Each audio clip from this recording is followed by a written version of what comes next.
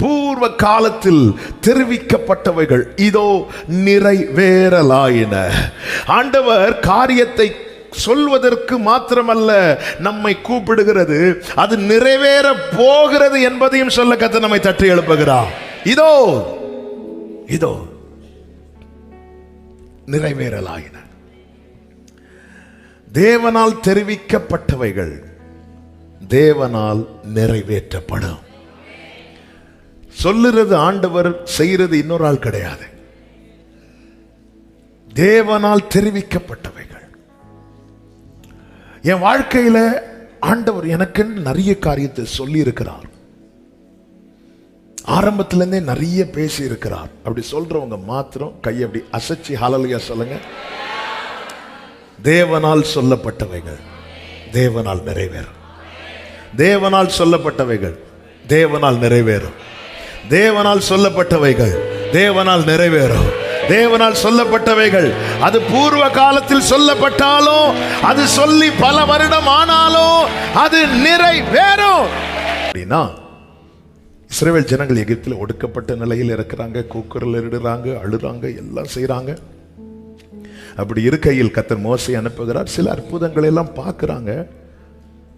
ஆனாலும் இன்னும் லைஃப்ல எந்த மாற்றம், சில அற்புதங்களை எல்லாம் பார்த்தாங்க, ஆனா வாழ்க்கையில எந்த மாற்றமுமே இல்லை. பிரச்சனை இன்னும் பெருசாதான் இருக்குது. மோசே ஆண்டவர்கிட்ட வந்து சொல்ற, பார்வோன் இன்னும் விடுவிக்கவில்லையே. யாத்திராகம் 5 கடைசி வாசிங்க. யாத்திராகம் 5வது அதிகாரம் கடைசி வசனம். நான் உமது நாமத்தை கொண்டு பேசும்படி, நான் உமது நாமத்தை கொண்டு பேசும்படி பார்வோனிடத்தில் பிரவேசித்தது முதல் அவன் இந்த ஜனங்களை உபத்திரவப்படுத்துகிறான். ஆமென். நீர் உம்முடைய ஜனங்களை விடுதலையாக்கவில்லையே. இன்னும் விடுதலையாக்கலையே. மோசே, நான் உன்னோடு பேசவில்லையா? பேசினீங்க ஆண்டவரே. நான் உனக்கு அடையாளத்தை காண்பிக்கவில்லையா? காண்பிச்சிங்க ஆண்டவரே. அற்புதத்தை நீ காணவில்லையா? கண்டேன் ஆண்டவரே. ஆனாலும் இன்னும் ஒரு மாற்றம் இல்லையே. பார்வோன் உபத்திரவப்படுத்துகிறதை மோசே கர்த்தரிடத்தில் பேசுகிறான். அடுத்த அதிகாரத்துல தான் கர்த்தர் தம்முடைய நாமத்தை தெரிவிக்கிறார். தெரிவித்து விட்டு அதனுடைய 6வது வசனத்தில் இப்படி சொல்லுகிறார், ஆதலால் இஸ்ரவேல் புத்திரரை நோக்கி நானே கர்த்தர். வார்த்தை நானே கர்த்தர். தமிழுக்காக ஆண்டவருக்கு ஸ்தோத்திரம். நான் கர்த்தர் என்றாலும் ஐ எம் த லார்ட் தான். நானே கர்த்தர் என்றாலும் ஐ எம் த லார்டு தான் ஆங்கிலத்தில் கொடுக்கப்பட்டிருக்கிறது. நல்ல கவனிங்க. ஏன் இந்த இடத்துல நானே கர்த்தர்னு சொல்றார்? கர்த்தர் என்றால் என்ன? நான் கர்த்தர் என்றால் என்ன? ஐ எம் த லார்ட்னா இருக்கிறவர். இருக்கிறவர். மோசே கிட்ட சொல்லுகிறார், I am that I am. இருக்கிறவராகவே அவர்தான் கர்த்தர். நேத்து எப்படி இருந்தாரோ அப்படியே தான் இன்னைக்கும் இருப்பார். இன்னைக்கு எப்படி இருக்கிறாரோ அப்படியே தான் நாளைக்கும் இருப்பார். ஆனா மோசே, இன்னைக்கு உன் கூட போராடுற சத்துரு நாளைக்கு இருக்க மாட்டான். ஆனா நான் நாளைக்கு இருப்பேன். நானே கர்த்தர். இன்னைக்கு உன்னை கஷ்டப்படுத்துற சத்துரு நாளைக்கு இருக்க மாட்டான். ஆனா இந்த கஷ்டத்துல உன்னை காக்குற கர்த்தர் நாளைக்கு உன் கூட இருப்பார். இன்னைக்கு உன்னை ஒடுக்குற சத்துரு நாளைக்கு இருக்க மாட்டான். ஹல்லேலூயா, ஹல்லேலூயா. எகிப்திலும் கர்த்தர் ஜனங்களோடு இருந்தார். செங்கடலை கடக்கும் போது கர்த்தர் ஜனங்களோடு இருந்தார். இன்னைக்கு போராடுகிற சத்துரு ஒரு நாளிலே கர்த்தர் சொல்லுவார், இன்று கண்ட எகிப்தியனை இனி என்றுமே. பிரியமானவர்களே, கர்த்தர் ஒருவரே. வலது கரத்தை உயர்த்தி சொல்லுங்க, கர்த்தர் ஒருவரே. அவர் நான் ஆராதிக்கிறேன் ஆண்டவராகிய இயேசு கிறிஸ்து. ஹல்லேலூயா. என்னை எழும்ப பண்ணும் ஆண்டவர் என்னோடு இருப்பதால் ஓ நான் எழும்புவேன். அவர் பலத்தால் என்னை எழும்ப பண்ணும், என்னை எழும்ப பண்ணும் ஆண்டவர் என்னோடு இருப்பதால் ஜீசஸ். நான் அவர் பலத்தால். அதனாலதான் சில காரியத்தை ஆண்டவர் சொல்லும் போது அந்த இடத்துல நான் கர்த்தர் என்று சொல்லுகிறார். நான் கர்த்தர், எனக்கு காத்திருக்கிறவர்கள். அந்த இடத்துல ஏன் சொல்றாருன்னா, அந்த சொல்ல அவருக்கு மட்டும்தான் முடியும். அவருக்கு மட்டும்தான் முடியும். சொல்ற, நானே கர்த்தர். நீ யாரை பேசிட்டு இருக்க? கர்த்தரை குறித்து பேசுனா அழிந்து போகிறவனை குறித்து பேசிட்டு இருக்கிறோமா? பார்வோன் அழிந்து போகிறவன், கர்த்தரோ சாவாமை உள்ளவர். இன்னைக்கு பார்வோன் இருக்கிற, நாளைக்கு இருக்க மாட்டான். சாலமோன் சொல்லுகிறார் 1 ராஜாக்கள் 15:3, என் தகப்பனாரை சுத்தி யுத்தம் இருந்துச்சு, சுற்றிலும். ஆமென். 1 ராஜாக்கள் 5:3 15 சொன்னா 5:3. என் தகப்பனாகி தாவீதின் சத்துருக்களை அவர்கள் தம்மை சுற்றிலும் செய்கிற யுத்தத்தினாலே. தாவீது சுத்தி யுத்தம் இருந்துச்சு.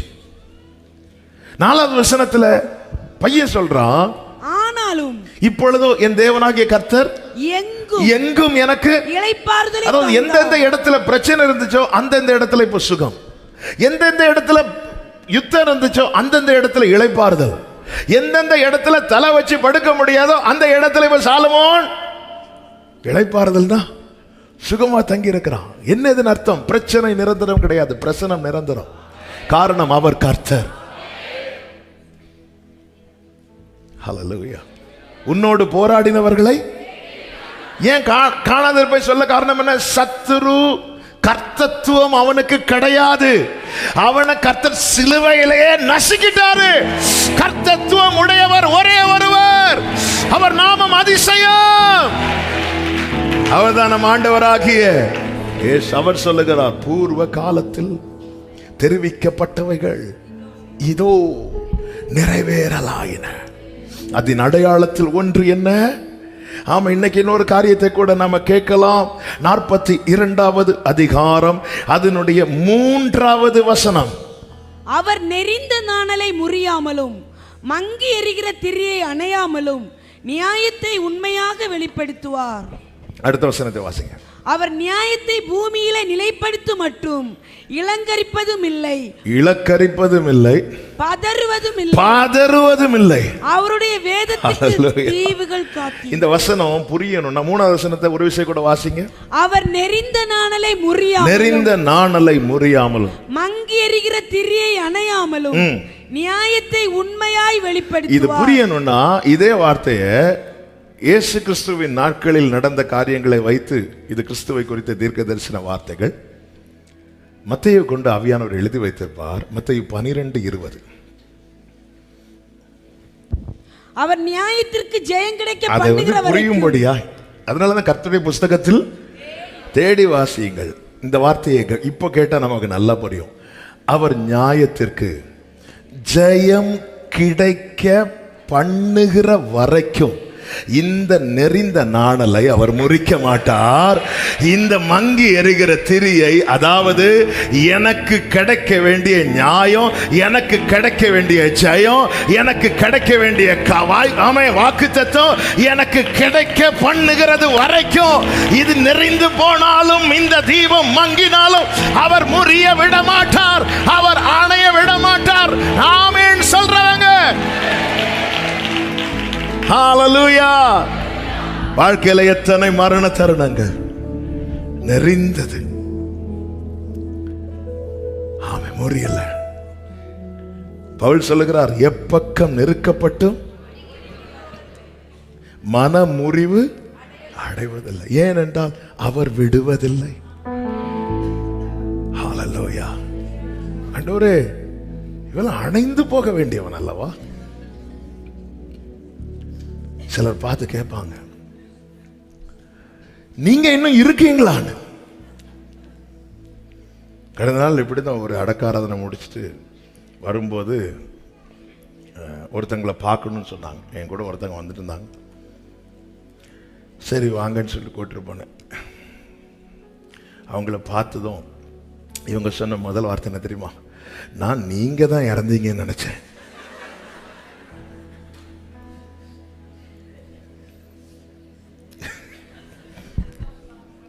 நான் நீங்க தான் இறந்தீங்கன்னு நினைச்சேன். அதனாலதான் இந்த அடக்க ஆராதனைக்கு வந்தேன். எத்தனை பேர் நம்மளை அப்படி நினைச்சாங்களோ?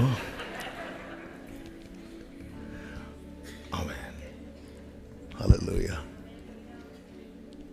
அவர் நியாயத்திற்கு ஜெயம் கிடைக்க, நம்ம கிடைக்காதுன்னு தான் இருந்தோம். அப்போ எங்கேயோ ஒரு வாக்குத்தத்தத்தை கொடுத்தார், தருவேன், நிச்சயமாக தருவேன். இது கிடைக்க பண்ணுகிற வரைக்கும் அவர் நெறிந்த, அவருக்கு தெரியும் இது நெறிந்து போச்சு, இதனுடைய அடுத்த கட்ட முறிவுன்னு தெரியும். ஆமா, இது தீபம் மங்கினது எல்லாம் தெரியும். ஆனால் இதை செய்கிறவர் இந்த நெறிந்த நாணலை முறிக்காமலும் மங்கி எரிகிற திரியை ஆமென் சொல்றவங்க நல்ல கரங்களை தட்டி நம்மை ஜெனிப்பித்தவர் நம்மை ஜெயிக்கவும் பண்ணுவார். ஆமென். எழுதுறவங்க எழுதிக்கோங்க, என்னை ஜெனிப்பித்தவர் என்னை ஜெயிக்கவும் பண்ணுவார்.